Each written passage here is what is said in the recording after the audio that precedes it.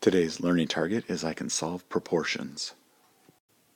Today we're going to be talking about proportions. And proportions are two ratios that are equivalent or equal. Remember, equivalent means the same as equal. So here's an example of a proportion. I have two ratios and they are equal. Okay, I know 1 to 2 is the same as 2 to 4. So those are a proportion. Right here is another example of a proportion. So I have 10 miles in 1 hour and 50 miles in 5 hours. And I know those two are equal because if I times both the top and the bottom numbers in the ratio by 5, they get those numbers right there. And so that means they're equal or proportionate.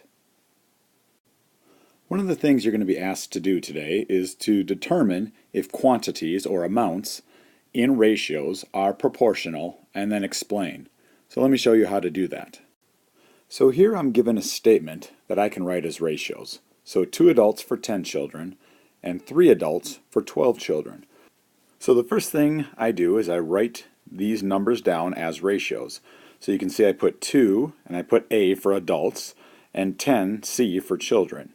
And then over here I put 3 adults and 12 children. And I made sure that I had my labels here for adults and children. I didn't write them all out, but I wanted to make sure I did that so that I kept the adults on the top and the children at the bottom. Now we want to find out if these are proportional or if they're equal. And I can do that, if you remember, by finding my cross products or by doing the butterfly method. And remember, when I do that, I take this set of numbers and multiply them. I would get 30. Okay, and I write it above. And then this set right here, and here I get 24. Okay, so in fraction terms, that means I know this is larger than this because this number 30 is greater than 24. If these two numbers were the same, they would be proportional or equal. But here I can see this one's larger. So these are not proportional. So for my answer for this, I write no, and then the explain, I could say 3 over 12 is bigger. So let's see if this statement right here, if these numbers are proportional. So I have 5 pounds of dry ice melts in 30 hours, and 3 pounds melts in 18 hours.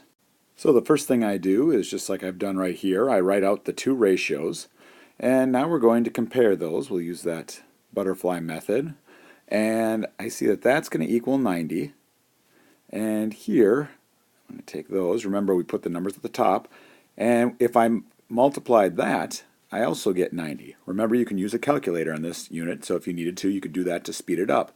So here I see that both numbers are 90. So that means that they are proportional. So for this, I would write yes, and then if it asks to explain, as long as I show my work like I see here, that's basically a way of explaining.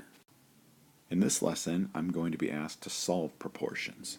So to do that, what we do is we're going to find our cross products here for both of these. Now, 5 times C equals 5C. Okay, now I want that to be the same as 21 times 7, the cross product here. Okay, and I know that equals 147. Now I have to find out what C equals in order to make this side equal 147 because I want them to be equal, and this side's 147. Now this goes back to solving equations, which we did earlier in the year. Remember, this is 5 times C, and my goal is to get this C by itself. So this is 5 times C. I want to do the opposite of timesing, and I know that's dividing. So I'm going to divide this side by 5. And remember, in order to keep it equal here, I have to do the same thing to the other side, so I would divide that side by 5. So I know that 5 divided by 5 would be 1. So I would have on this side 1C, one group of C, which is basically the same as C. So I show that by crossing it out. All right, it cancels out. And now on this side I do 147 divided by 5. And if I solve that on my calculator, I get 29 and 4/10. So in this case, C would equal this. So C would have to be 29 and 4/10 in order for this proportion to be equal. Let's take a look at one more example here. So remember, to solve a proportion, I'm going to take my cross products, so those two times each other, and I want them to equal these two by each other. So this side right here gives me 2.6, or 2 6/10 times n, and I just write that 2.6 n. And now I want this side to be equal to this side. So I write that equation. I want that to be equal to 8 times 13. And I could either solve that on my paper or I could do it on my calculator, and that equals 104. Okay, now my goal is to get this n by itself. So this is 2 6/10 times n. I know I'm going to do the opposite of timesing, which is dividing by 2.6, and I do the same thing to both sides.